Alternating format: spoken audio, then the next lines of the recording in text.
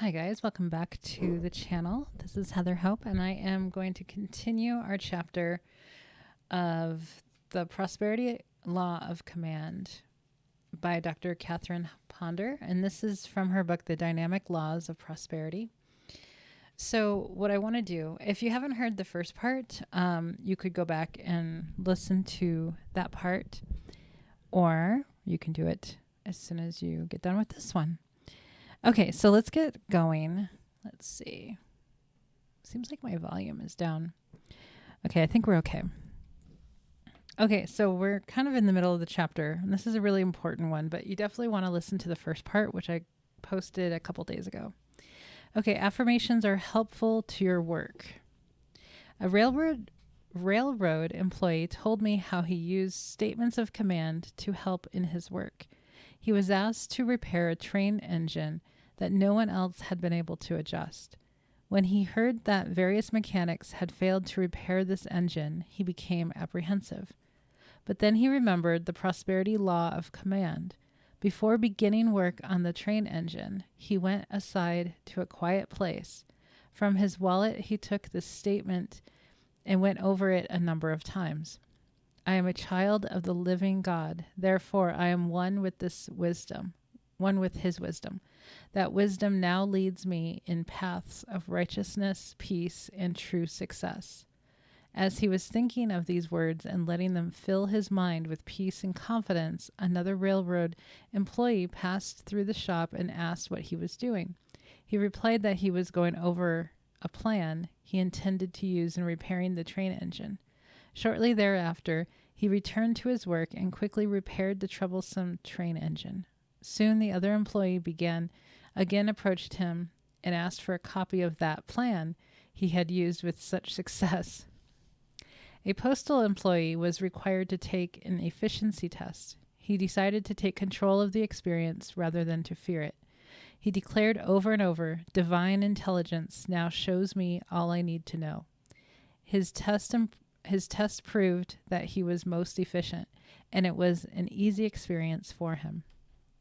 Recently, a man in New York City used a number of foregoing statements of command. After reading an article that I had written on the subject, he reported these results.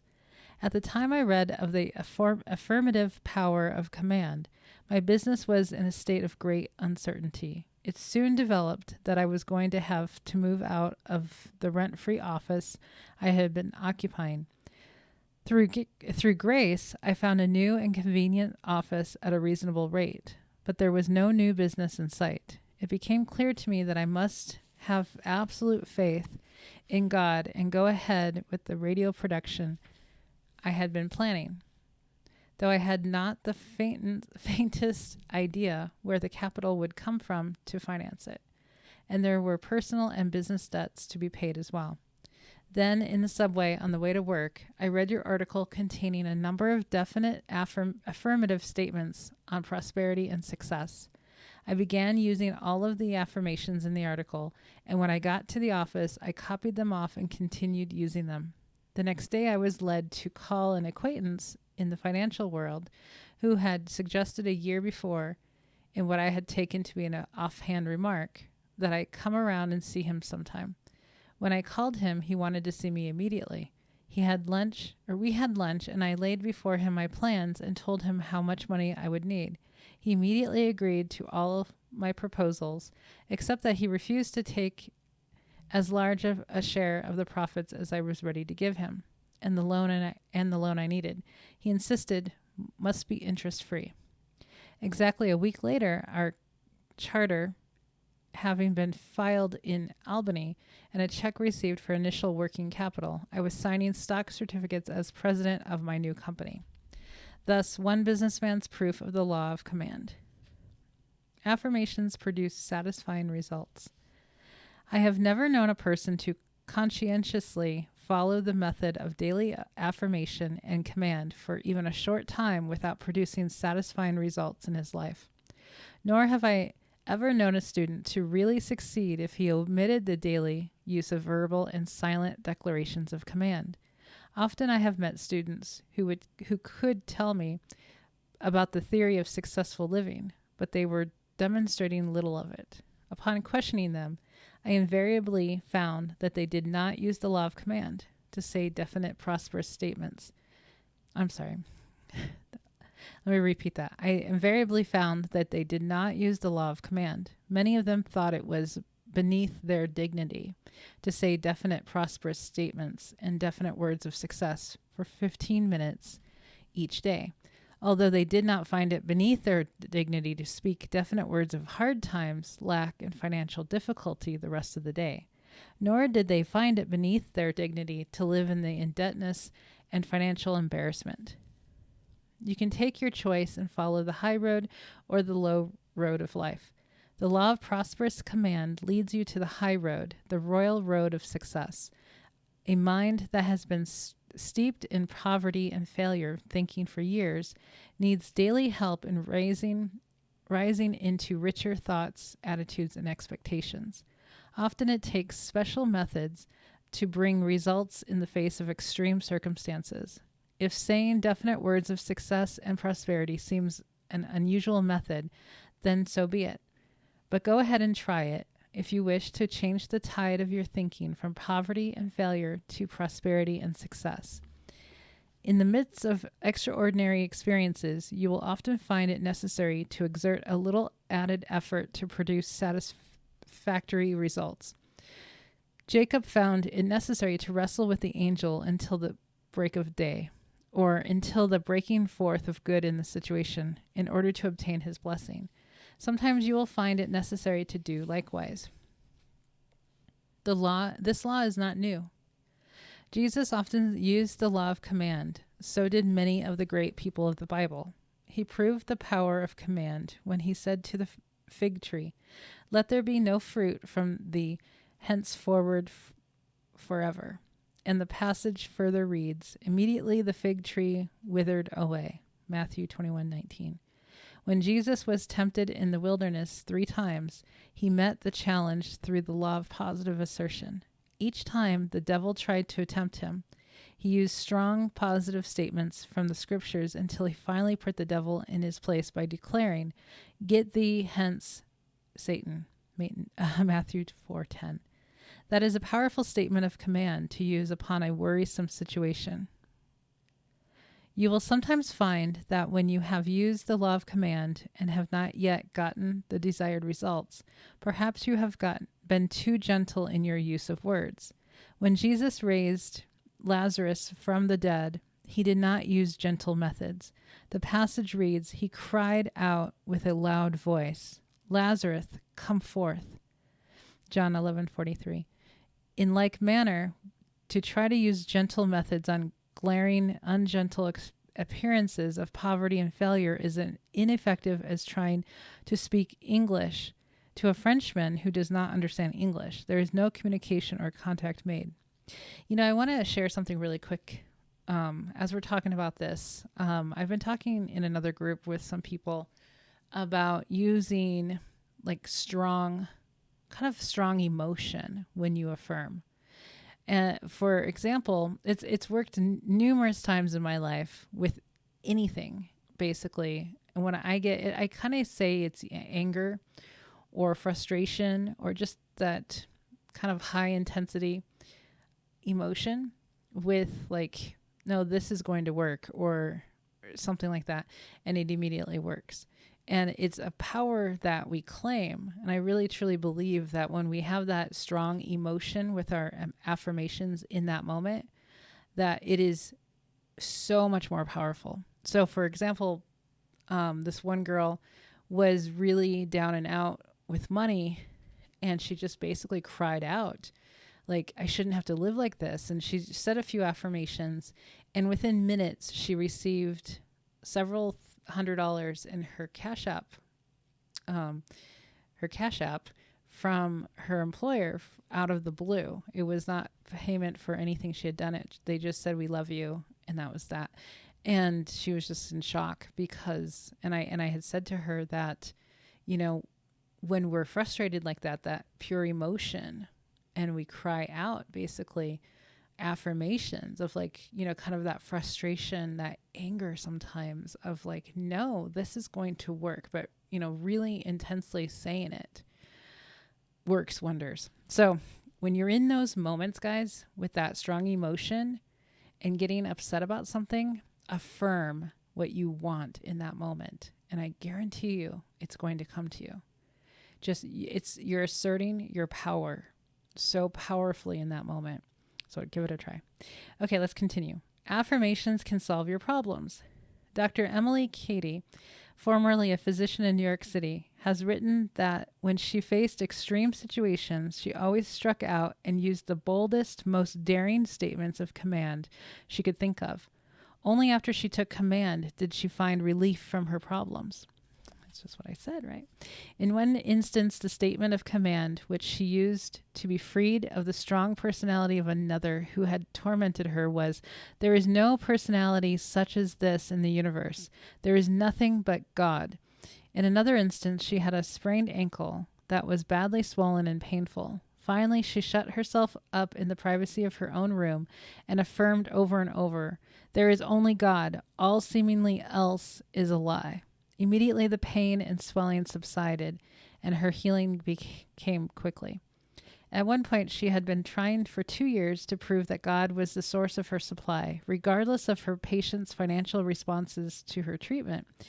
In prayer, it was finally revealed to her that she had not used the law of command. She had not made the positive assertion of prosperity.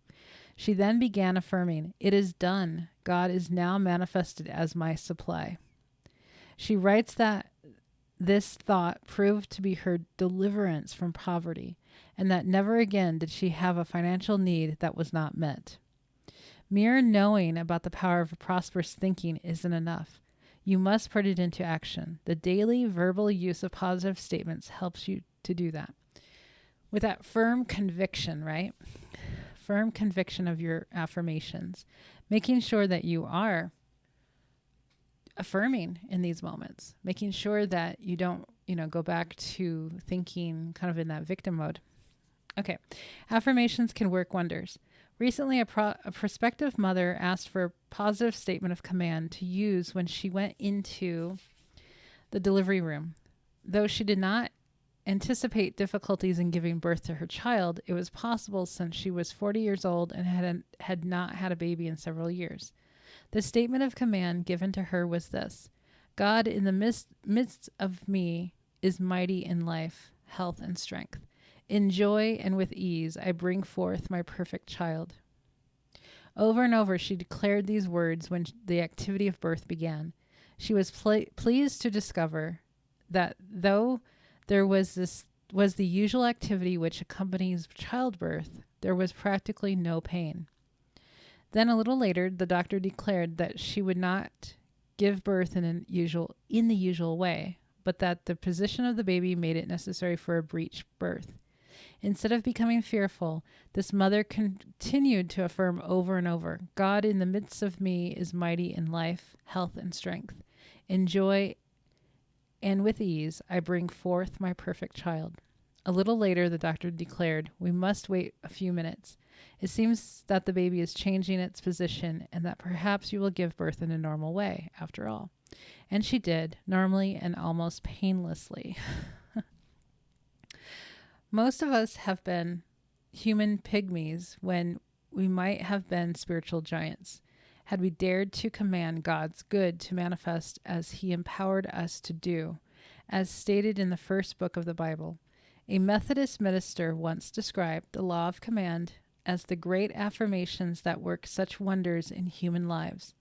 He told how he discovered some years ago that the most poised, integrated, and well-balanced people in his congregation were those who were using the affirmative approach to life. He related that many in his congregation were convinced that they received more concrete help from the use of great affirmations of faith than from any other technique. Learning of their success, he too investigated the power of affirmation and began using it. He said that after he began applying the technique of affirmation consistently, his congregation grew from 400 to more than 2,000. I can readily understand why this would happen because I discovered, while in the business world and later as a minister, that the masses today are lonely for a spiritual way of life that isn't just theory and doctrine, but one that works to produce health, harmony, and abundance in their lives. Okay, let's keep going. Join in affirming with another. It is good to have at least one other person to use the power of affirmative command with you, especially when situations do not seem to respond immediately to your own commands. Be sure, of course, that it is someone that is in agreement with you, with what you are trying to accomplish, and that person also believes in this success technique. I often ask members of the church staff to use the law of command with me about various situations.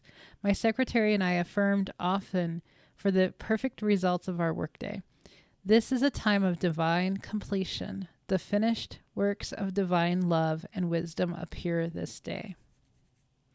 The bookkeeper and I affirmed for the financial ministry. This is a time of divine completion. The finished results of divine substance and supply now appear. Often the church board members united with me in affirming for the entire ministry. God's kingdom is come, and God's supreme good will is now done in every phase of this ministry. Always our periods of affirmative command brought satisfying results. Take note, guys, this book was written, I think, back in the 80s. So this author, Catherine Ponder, she's still alive, which is pretty cool. She lives in Palm Springs. She's in her 90s now. But so the wording obviously is a little bit more, or a lot more, kind of old-fashioned to us these days. But I just wanted to let you know. Write out your affirmations. Perhaps you are in a situation where there seems little privacy for verbal use of the law of command. In that event, write out your affirmations over and over again. A successful businessman, lecturer, and writer once told me how he had handled such a situation years ago after he learned of the law of command.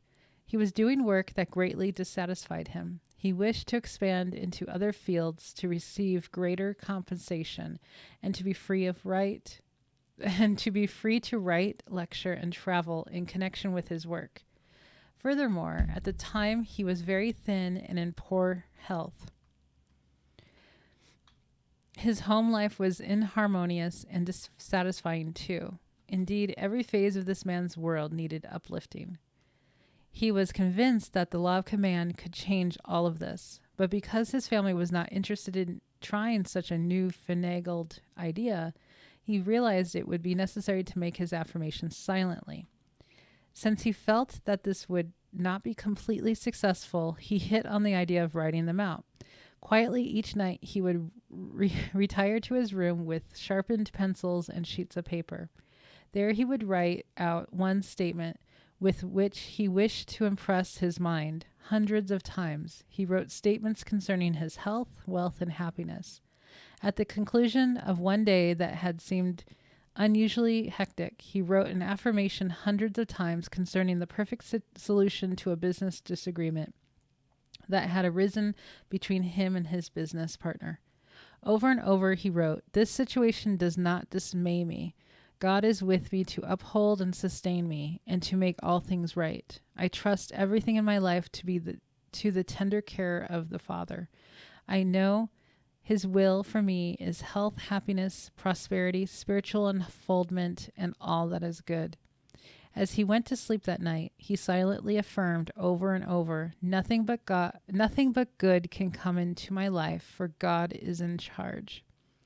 The next morning, very early, his business partner telephoned to say that he wished to buy out this man's portion of the business. They then amicably agreed upon a sale price, and the transaction was quickly concluded. The man was then free to begin building a better life for himself and his family. His health soon improved as he began to gain weight, and later he even had to diet. His wife found work similar to that which she once had done, and the new activity led to a sense of freedom, fulfillment, and harmony between them. Through his writing, lectures, and financial transactions, many others are being blessed with health, wealth, and happiness.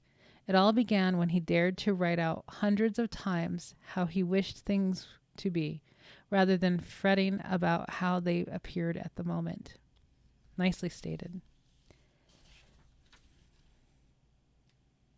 Okay. Affirm your way to health. A friend once related to me how the power of affirmative commands had helped her to regain her health. It seems that she had undergone a very serious operation, after which her doctor informed her and her husband that she would probably live only about 3 months. Her husband, however, knew how sensitive the body is to the power of thought and how it responds positively or negatively to one's attitudes about it. When she returned home, he said to her, "You heard the 3-month diagnosis. You can accept it and die, or you can reject it and live. But if you want to live, you must do 2 things. First, you must stop talking about your operation and hospital experience. It is over. Forget it. Second, you must think about life, affirm life, and expect to live." Then he suggested that she affirm daily, "Let divine health manifest for me and in me now." You know, that is the most perfect thing to get from this right now. This is me talking. That he says you must do 2 things. First, you must stop talking about your operation. So stop talking about the past, right, guys? And second, you must think about life, right? You think about what it is you want, affirm for that, and expect that. That's it. That's really all manifestation is. Like, stop talking about what you don't want and only talk about what you do want and the expectation of it. So she began using these simple words of command until it became a subconscious habit with her to think them many times a day. When friends or neighbors came to call, her husband always said, "We are not discussing her operation or hospital experience. That is over. She is enjoying good health now." That was 22 years ago. That lady told me she has never had another sick day since that time. Amazing. Perhaps you wonder why I write about healing in a book of prosperity. The word prosper means to thrive or succeed in any given goal or desired objective. When I write about prosperity, I write about the desire for wholeness and balance in one's life and affairs. Truly, life is worth little without health or the ability to produce it. Psychosomatic medicine, as well as psychology and psychiatry, all agree on the remarkable power which the mind has over the body for illness or for health. Affirmations fascinate and inspire. The whole world desires and is fascinated by the prosperity law of command. Once, when I spoke to a group of college students, I showed them the various types of printed statements of command which spiritual counselors give to people who come for spiritual help in solving their problems. I showed this college group perhaps a dozen different affirmative statements, explaining that each statement applied to specific types of situations and problems. At the close of my lecture, I left the affirmative statements on the lecture table and invited the students to inspect them more carefully and to take them with them if they wished. I was astonished at how fast those students rushed forth after the lecture and picked up every affirmation. When one student mentioned how concerned she was about a quiz that afternoon, I offered her an affirmation to use. All of the other students who had attended the lecture remained and wrote out the affirmation too.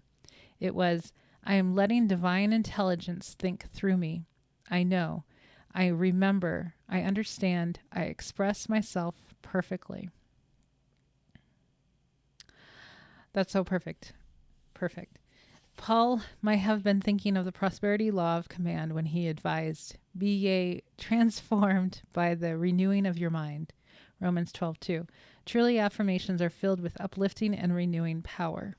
A businessman once came to me to discuss the various ways that affirmations have helped in his life and affairs. He declared, "I think the power of affirmation has literally saved my life. 6 months ago, I was contemplating suicide when I found my way to one of your lectures and first heard of the power of command.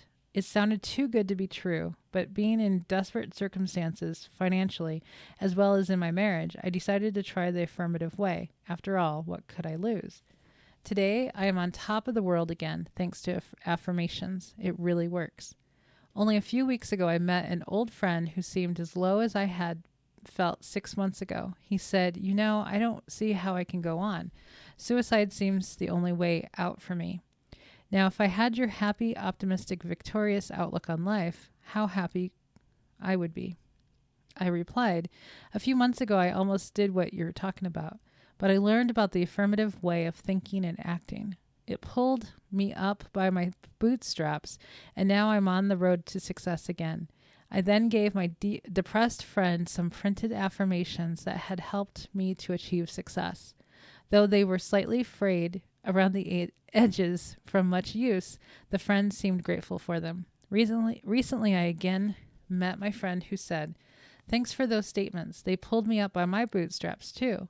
And I don't see how a few words can change a fellow's whole life, but they certainly have changed mine. Excuse me. You can have any of God's rich good for which you are willing to pay the price of daily affirmation and command. There is no easier or more delightful way of changing your thinking and getting on the royal road to success. You indeed become what you want to be by affirming that you already are. I suggest that you make this the last phase of a 3-step formula for prosperity. This is the very last part of this chapter, guys, and it's really good. First, daily write out your notes of desired good. Second, mentally image the successful results. Third, boldly and deliberately affirm and command those successful results to appear. If you persist daily in following these 3 simple steps, you will not be able to stop the floodgate or flood tide of good from the overflowing into your life. Powerful stuff, guys. So down below in the comment section, list out some affirmations that you use, because I'm all about affirmations in my work. And you can also check in the description box for my Create Your Dream Life in 7 Days. And it goes through all the areas of your life. And then you create a lot of affirmations with that. And you can go through the videos and all that good stuff. So sign up for that. It's free. Okay, so I'm going to let you go. Have an amazing weekend. And remember, your words are powerful. You are powerful. And you can have anything you want. Talk to you soon. Bye. Bye.